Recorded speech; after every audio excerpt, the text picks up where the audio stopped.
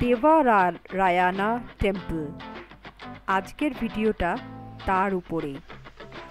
ব্যাঙ্গালোর থেকে মাত্র 2 ঘন্টা 7-8 মিনিটের রাস্তা। ওয়ান ডে ট্রিপের জন্য কিন্তু দারুণ। এই যে আমরা এখন গেট দিয়ে ঢুকছি, কিন্তু এরপরেও কিন্তু অনেকটা রাস্তা আছে এবং একই রাস্তায় 3টে টেম্পল পড়ে। তো আমরা গেছিলাম দেবারায়ানা দুর্গা টেম্পলে আর জৈন টেম্পলে। নামটা এতটাই বড় যে বলতে গিয়ে বারবার আমার আটকে যাচ্ছে। খুবই সুন্দর একটা পাহাড়ের ওপরে টেম্পলটা, এবং জৈন টেম্পলটাও বেশ সুন্দর ছিল। অনেক সময় মনে হয় না যে স্যাটারডে সানডে কোথায় যাব, তো এই রকম জায়গা কিন্তু এর জন্য একদম সুইটেবল। আমার ভিডিওর যতগুলো লিস্ট আছে, এবং তার মধ্যে কিন্তু আমি এরকম ব্যাঙ্গালোরের ওয়ান ডে ট্রিপ প্রচুর ভিডিও আছে, আপনারা কিন্তু দেখে নিতে পারেন। যেতে যেতে এই জায়গাটা পড়ল। এটা কিন্তু কোনো স্পট নয়, আমরা দাঁড়িয়ে পড়লাম লেকের জলে। কি সুন্দর! লেক হোক বা নদী হতে পারে, গোলাপি রঙের পদ্ম ফুটে আছে, খুব সুন্দর লাগছিল। কিছুদিন আগেই আমি আমার কাশ্মীর ব্লগ শেষ করেছি। কাশ্মীর সিরিজ পুরোটা যারা দেখেননি তারা প্লিজ দেখে নিন। সেখানে আমি কাশ্মীরের কোথায় কোথায় গেছিলাম সব কিছু কিন্তু শেয়ার করেছি। এবং এই ব্যাঙ্গালোর থেকে একদিনে সকালে গিয়ে বিকেলে ফেরা যায়, এরকম প্রচুর ভিডিও কিন্তু আমার ভিডিও লিস্টে আছে। সুতিজা ওয়ার্ল্ডে গিয়ে আপনারা যদি সার্চ করেন ইউটিউবে, এবং সেখানে গিয়ে আমার যে ভিডিও লিস্ট, সেখানে গেলেই কিন্তু আপনারা আমার সব ভিডিও দেখতে পারবেন। আমি নতুন ইউটিউবার, চেষ্টা করছি ভিডিওগুলোকে একটু ভালো করার। আপনাদের সাপোর্ট আমার ভীষণ প্রয়োজন। আমি চাই যে আপনারা তো দেখছেন আমার ভিডিও, আমি দেখছি, কিন্তু সাবস্ক্রাইব কেউ করছেন না। তো আমি চাইবো যে প্লিজ আপনারা সাবস্ক্রাইব করুন। এই যে দুটো গেট দেখতে পেলেন, বাঁদিকের গেটটাতেও কিন্তু সোজা চলে গেলে একটা টেম্পল পড়বে।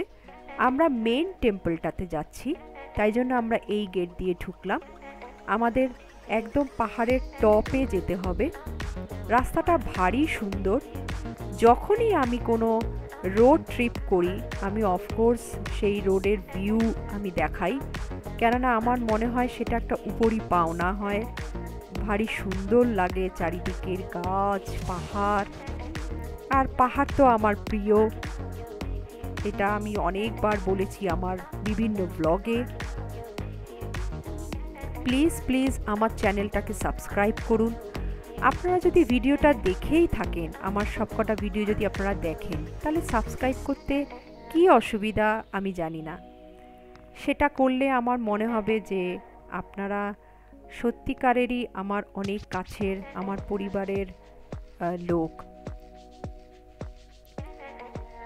একটা ইউটিউবে যখন চ্যানেল করা হয় এবং সেখানে যখন বিভিন্ন টাইপের ব্লগ দেওয়া হয়, সেটা তখনই করতে ভালো লাগে যখন তার ভিউয়ার্স হয় এবং লোকে লাইক করে, শেয়ার করে, সাবস্ক্রাইব করে। সাবস্ক্রাইব করলে ভালো এই কারণে লাগে, মনে হয় যেন সে আবারও আমার চ্যানেলটাকে দেখতে চাইছে বা আমাকে দেখতে চাইছে। তো সেই কারণেই বারবার বলা হয় যে সাবস্ক্রাইব করবেন। তাতে এর পরের যখন ভিডিওগুলো দেব, তখন আরও বেশি এনার্জি এসে যায় যে ভিডিওটাকে ভালো করতে হবে বা নতুন কিছু দিতে হবে যাতে মানুষের ভালো লাগে। কথা বলতে বলতে পৌঁছে গেছি সেই টেম্পলে। ওই যে পাহাড়ের ওপরে টেম্পলটা দেখা যাচ্ছে, অনেকগুলো সিঁড়ি আছে, উঠতে হবে সেই টেম্পলের একদম পাহাড়ের চূড়ায়।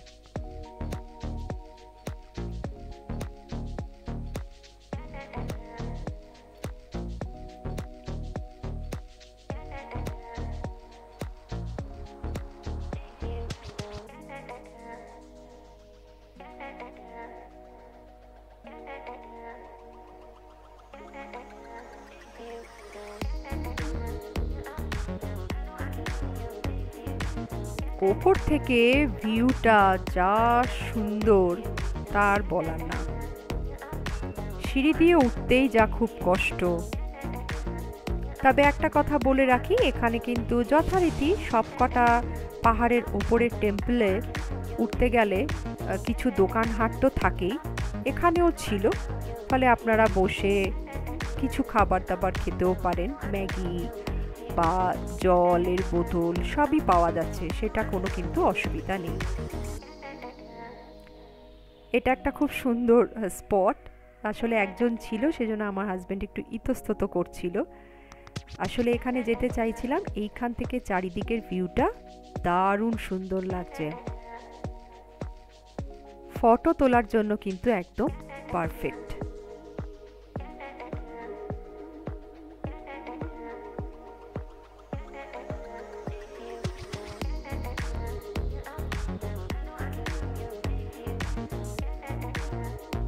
দূরে আমাদের ওই রাস্তাটা দিয়ে এসছি, দূরে আমাদের গাড়ি দাঁড়িয়ে আছে। কতটা উপরে উঠেছি একবার দেখুন।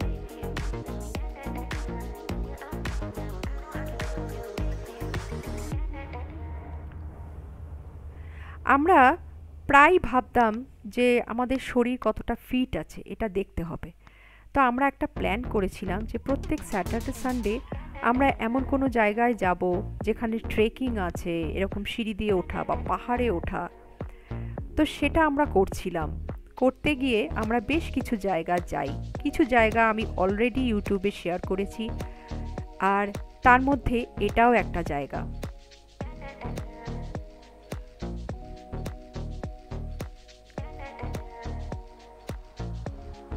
এই গাছটা দেখুন, পাথরের মধ্য দিয়ে বেরিয়েছে, কি অদ্ভুত।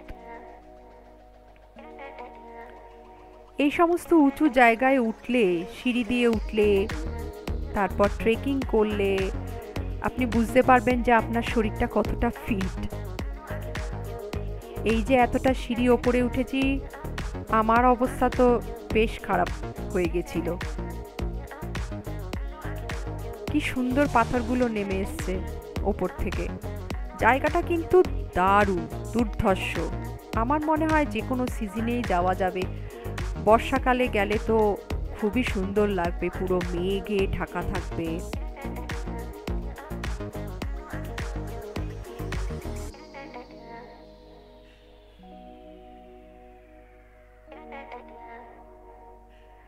আমি মন্দিরের ভেতরে কখনোই ছবি তোলার বিপক্ষে। আসলে আমার মনে হয় কোনো মন্দিরে গেলে আমার সেই ঠাকুরকে প্রণাম করা, এই সবগুলোর মধ্যেই বেশি নজরটা থাকে। যখন আমরা ফিরছি তখন একটা জায়গায় গাজর বিক্রি হচ্ছিল, গ্রামেরই লোক বিক্রি করছিল। সেখানে আমরা বাড়ির জন্য কিছু গাজর কিনেছি, আর এনাদেরকে সেই গাজর কিনে কিছুটা আবার এদেরকেও দিয়েছি। এই বাঁদরগুলো যে কি ভদ্র, চিন্তা করা যায় না। সাধারণত কি হয়, বাঁদররা বড় ঝাপটাঝাপটি করে। অনেকবার এরকম হয়েছে, আমার জামা টেনে গলার কাঁদি নিয়ে চলে গেছে। কিন্তু এরা দেখুন কি সুন্দর ভদ্রভাবে এসে আস্তে করে আপনার হাত থেকে গাজরটা নিয়ে আবার চলে যাচ্ছে।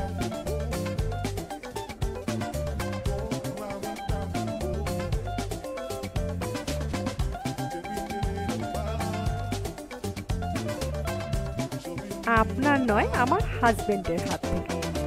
আমার হাজবেন্ডের বেশ সাহস আছে, কিন্তু এদেরকে যে কেউ খাওয়াতে পারে। এই যে আমার মেয়ে ভয় পাচ্ছে, কিন্তু এরা ভীষণ কিউট ছিল।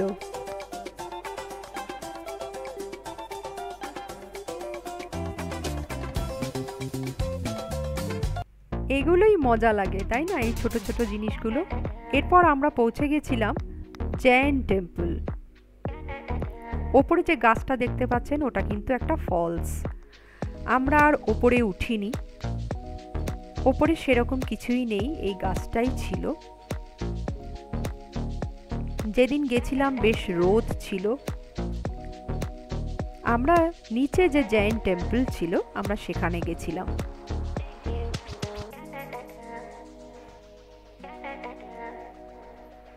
পুরো দিনটা আমাদের খুবই ভালোই কেটেছে। এই ব্লগ সম্পর্কে আমার বিশেষ কিছু বলার নেই।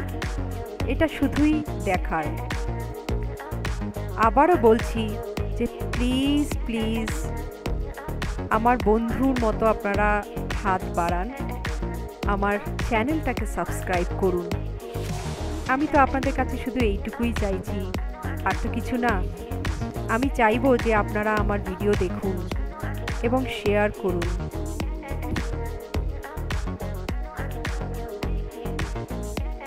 আমার ভিডিও আমি এখানেই শেষ করছি। Thank you so much.